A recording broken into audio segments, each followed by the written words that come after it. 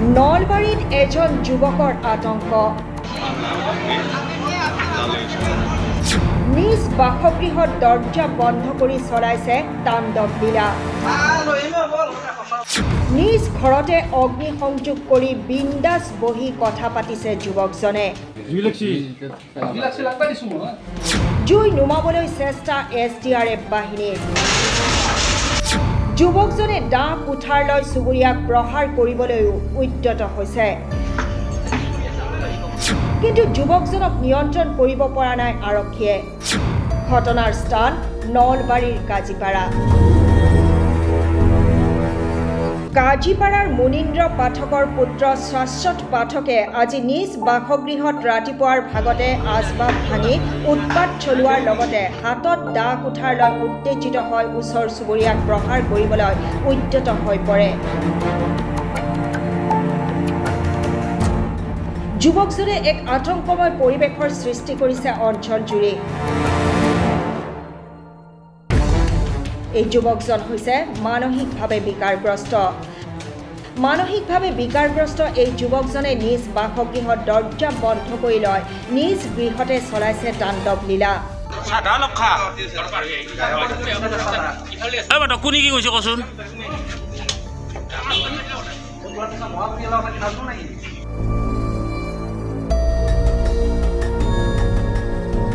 ইপিনে যুৱকজনে নিজ ঘৰতে অগ্নি সংযোগ কৰি এইদৰে বিন্দাস বহি কথা পাতিছে ৰাইজৰ সৈতে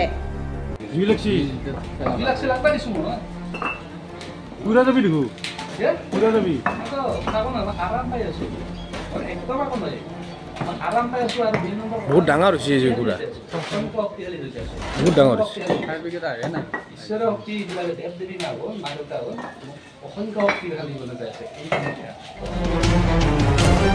ইয়াৰ পিছতে ঘটনাস্থলীত উপস্থিত হয় SDRF বাহিনী আৰু SDRF বাহিনীয়ে জুই নুমাবলৈ অৱশেষত সক্ষম হয় কিন্তু বৰ্তমানেও মানসিকভাৱে বিকাৰগ্ৰস্ত যুৱকজনক নিয়ন্ত্ৰণ কৰিব পৰা নাই ৰাইজে হাতত দা লৈ ৰাইজক প্ৰহাৰ কৰিবলৈ উদ্যত হৈ আছে যুৱকজনে ইতিমধ্যে ঘটনাস্থলীত নলবাৰী আৰক্ষীও উপস্থিত হৈছে কিন্তু যুৱকজনক নিয়ন্ত্ৰণ কৰিব পৰা নাই আৰক্ষীও আগৰ পৰা দুৰ্বল সি মাজে মাজে কিবা হেৰি কৰি থাকে ঘৰত সিমান এটা হেৰি নহয় আৰু আজি ৰাতিপুৱাৰ পৰা তাৰমানে পুলিচক মাতিলে ঘৰৰ মানুহ অলপ উৎপাত কৰি থকাৰ কাৰণে তাৰপিছত পুলিচ অহাৰ পিছত পুলিচক ভিতৰত মাতি নি সি নিজে দৰ্জাখন মাৰি ভিতৰত সোমাই আছে পুলিচে তাৰপিছত যেতিয়া মাতে তাক নিবৰ কাৰণে মাতিলে দা লৈ খেদে কিবা জাঠি লৈ খেদে তাৰপিছত ঘৰত নিজে জুই লগাই দিলে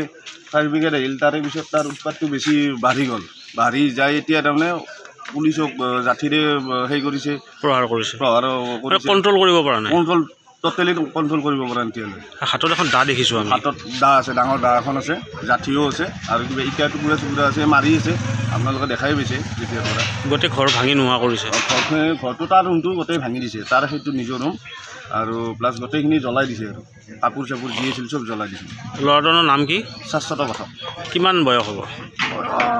28-30 মান হ'ব দেউতাকৰ নাম মুনীন্দ্ৰ পাঠক কি কৰে দেউতাকে SBI চাকৰি কৰিছিল এতিয়া গৈছে নলবাৰীৰ পৰা টিংকুমণি বৰ্মনৰ সহযোগত news desk report SC news